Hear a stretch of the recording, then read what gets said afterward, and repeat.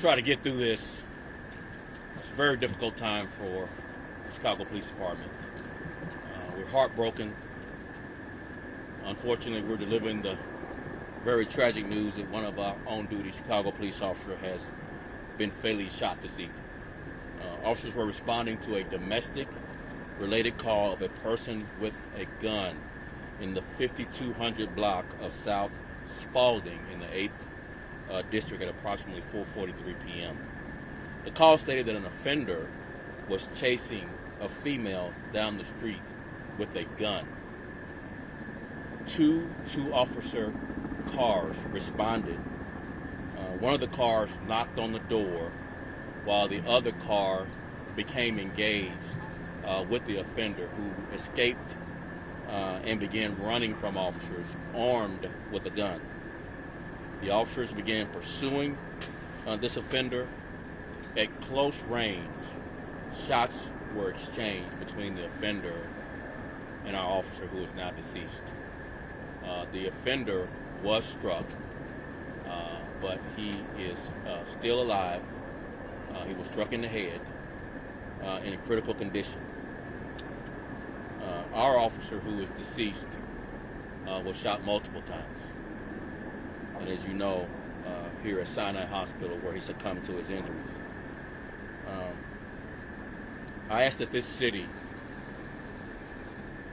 cover this officer's family. This is a family of public servants, and as you can imagine, they are taking this tragedy very, very hard. This young officer, who had right at 5 years on this department, had a bright future ahead of him. And this is something that no family should have to face. What we know about the offender is he's 18 years old, not much of a criminal history, one prior violation that we've been able to find so far this evening. The officer's partner, all the responding officers, the officers in the 8th District, every officer on this police department, and for that matter, every officer in this country, is grieving today. Policing is a big family of people who know at some point they may be asked to make the ultimate sacrifice. But you never wish or hope that it actually happens. And tonight this tragedy did. There are some broken hearts that will take a long time to grieve, to accept this. The investigation is ongoing. There's body-worn camera footage being reviewed of this incident. Our detectives are working to piece the evidence together, the ballistic evidence, other pod camera video, along with piecing together all the officers' body-worn camera video of this incident. But the information that we just shared with you is obviously preliminary, very early in the investigation, even though it's been several hours. But we're still continuing to aggressively address this. As you know, this will be turned over to COPA as well for a full and thorough investigation. We'll take a few questions, but the mayor would like to have comments as well, and then we'll come back for only on-topic questions. Thank you, Mayor. Well, as you heard from the superintendent, tragedy has befallen the Chicago Police Department and really our city. Our hearts go out to this young officer's family, and I echo what the superintendent said. We need to lift them up in our prayers and wrap our arms around them as they go through this journey of grief and loss. I want to remind people that every single day, on every shift, officers run to danger for our safety. If you see an officer tonight or the next day or the day after that, thank them for their service. They need our thanks. They need our support, and they need to know that everyone in our city has their backs. I also want to say to the officers who are grieving tonight, please avail yourself of the EAP services and peer support that are there. We want to make sure that anyone who needs some extra support in this difficult time takes advantage of the resources that are there. But this is a terrible tragedy for our city, and we are mourning along with the officer's family. Thank you, Mayor. We're going to kick it off with Natalie at NBC. One question per reporter. We'll go down the line. Natalie, go ahead. Thank you.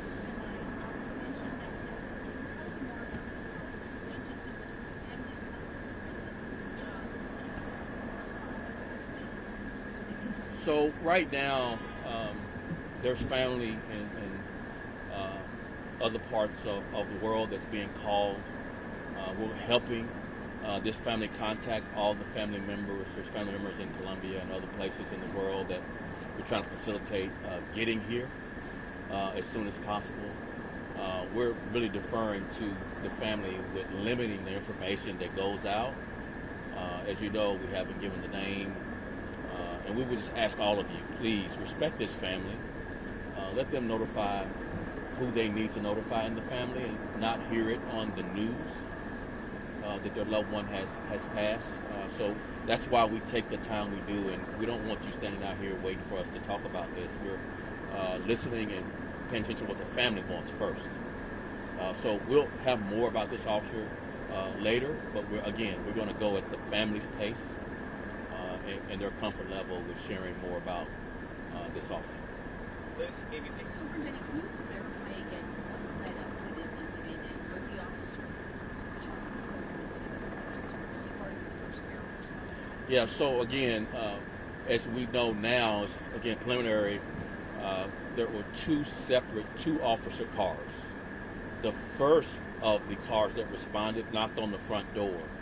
The officer who's deceased was part of the second two-officer car that responded. What was the call? Domestic? It was a domestic related call where a woman called saying that she was being chased by a man with a gun. And that's what the officers were responding So to. it's anything about the order of this officer? We'll hold off on that as well. Javon, CBS. Superintendent Brown, you Yes. talked about call officer being in close range when the shots were fired. Is there anything at this point in your investigation that shows really that the officer caused someone had a gun?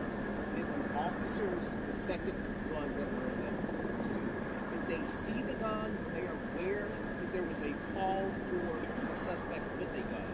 And when they were that close, were their guns drawn at that moment? So this speaks to the mayor's comments about officers run toward danger to protect all of us. They do it willingly. They're willing to make the ultimate sacrifice. They hope that they never are asked to give their life, but they're willing to do it.